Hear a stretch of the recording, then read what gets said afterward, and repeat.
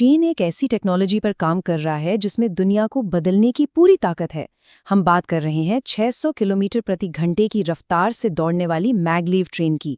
लेकिन रुकिए, ये सिर्फ एक तेज ट्रेन की कहानी नहीं है, ये तो भविष्य में ग्लोबल पावर कौन होगा उसकी एक झलक है। चलिए इस मामले को जरा करीब से समझते हैं। जरा सोचिए, एक ऐसी ट्रेन जो पटरी को छूती ही नहीं बल्कि उसके ऊपर हवा में तैरती है। कोई पहिए नहीं, कोई घर्षण नहीं, कोई शोर नहीं, बस खामोशी से आगे बढ़ती जाती है। सुनने में ये किसी साइंस फिक्शन फिल्म जैसा लगता है ना? लेकिन ये चीन की हकीकत बनने जा रहा है। और इसकी रफ्तार 600 किलोमीटर प्रति घंटा। अब इस स्पीड का अंदाजा लगाने के लिए ये सोचिए कि एक हवाई जहाज जब टेक ऑफ करता है ना, ये उससे भी तेज है। मतलब साफ है, जमीन पर चलने वाला ये दुनिया का सबसे तेज वाहन बन चुका है। तो असली सवाल अब ये उठता है, क्या ये टेक्नोलॉजी सिर्फ सफर को तेज करने के लिए है या फिर इसमें दुनिया में ताकत के पूरे समीकरण को बदलने की क्षमता है? चलिए इस सवाल की गहराई में उतरते हैं। तो चीन की ये फ्लोटिंग ट्रेन आखिर है क्या? इसे मैगलेव ट्रेन कहते हैं और चीन ने इसका कामयाबी से टेस्ट भी कर लिया है, जिसने टेक्नोलॉजी की दुनिया में एक नई बहस छेड़ दी है। देखिए, इस ट्रेन की खासियतें ही इसे रेवोल्यूशनरी बनाती हैं।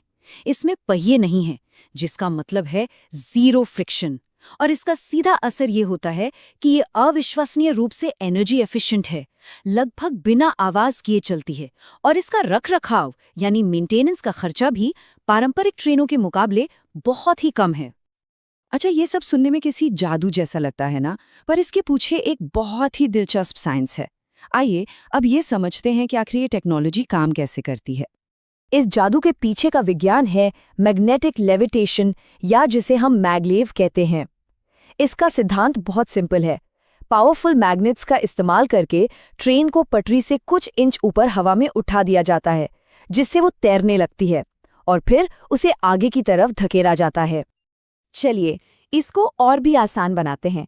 सोचिए, पटरी पर भी मैग्नेट्स लगे हैं और ट्रेन के नीचे भी। अब जब मैग्नेट के एक जैसे पोल्स मतलब समान ध्रुव आमने सामने आते हैं तो वो एक दूसरे को जोर से धकेलते हैं, राइट? बस इसी धक्के की ताकत से ट्रेन पटरी से ऊपर उठ जाती है और हवा में तैरने लगती है। यहाँ मैगलेव और हमारी पारंपरिक ट्रेनों के बीच का फर्क एकदम साफ दिखता है। बुलेट ट्रेनें अगर हाई स्पीड हैं तो मैगलेव अल्ट्रा हाई स्पीड की कैटेगरी में आती हैं। बिना फ्रिक्शन के ये ज़्यादा एनर्जी एफिशिएंट है, जो इसे सही मायनों में भविष्य की टेक्नोलॉजी बनाता है। अब टेक्नोलॉजी से आगे बढ़ते हैं और उस सवाल पर आते हैं कि चीन आखिर इस पर अरबों डॉलर क्यों लगा रहा है। यहीं से असल जियोपॉलिटिक्स का खेल शुरू होता है। ये एक बहुत ही पावरफुल बयान है। ये साफ करता है कि ये प्रोजेक्ट सिर्फ ट्रांसपोर्टेशन के बारे में नहीं है, बल्कि इसका असली मकसद तो दुनिया में अपना दबदबा कायम करना है। चीन की रणनीति के 3 मुख्य पिलर्स हैं। पहला, अपने बड़े बड़े शहरों को आपस में जोड़कर ट्रैवल टाइम को घटाना और एक बहुत बड़ा इकोनॉमिक सेंटर बनाना। दूसरा, हवाई यात्रा पर अपनी निर्भरता कम करना। और तीसरा, इस टेक्नोलॉजी को दुनिया भर में एक्सपोर्ट करके एक टेक्नोलॉजिकल सुपर पावर के तौर पर अपनी पहचान बनाना। तो अब बात करते हैं भारत की। इस नई टेक्नोलॉजिकल रेस में भारत आखिर कहाँ खड़ा है, ये तुलना करनी बहुत जरूरी है। देखिए, इसमें कोई शक नहीं है कि भारत वंदे भारत और बुलेट ट्रेन प्रोजेक्ट्स के साथ रेलवे में काफ़ी तरक्की कर रहा है। ये बहुत अच्छी बात है, लेकिन सच्चाई ये भी है कि जब बात मैगलेव की आती है तो हम अभी भी बहुत पीछे हैं। ये टेबल जो फर्क है ना, उसे एकदम साफ कर देती है। चीन ने इस टेक्नोलॉजी पर करीब 20 साल पहले काम शुरू किया था और आज वो 600 किलोमीटर प्रति घंटे की रफ्तार तक पहुंच चुका है। और दूसरी तरफ भारत में ये टेक्नोलॉजी अभी भी बस शुरुआती बातचीत के दौर में है।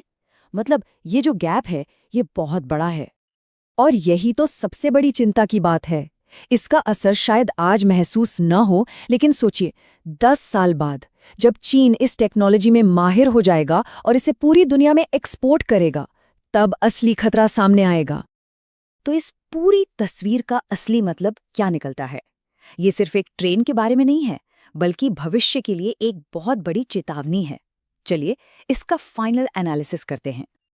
वैसे ऐसा भी नहीं है कि मैगलेव को अपनाना बहुत आसान है। इसकी लागत बहुत ज्यादा है। इसके लिए पूरी तरह से नई पटरियां बिछानी पड़ती हैं और जमीन अधिग्रहण तो हमेशा से ही एक बड़ी चुनौती रही है।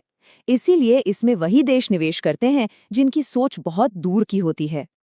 ये एक बुनियादी नियम है। इतिहास उठाकर देख लीजिए, जिसने भी ट्रांसपोर्टेशन के साधनों पर कंट्रोल किया है उसी ने इकोनॉमिक पावर हासिल की है, और जिसके पास इकोनॉमिक पावर आई उसी ने दुनिया पर राज किया है।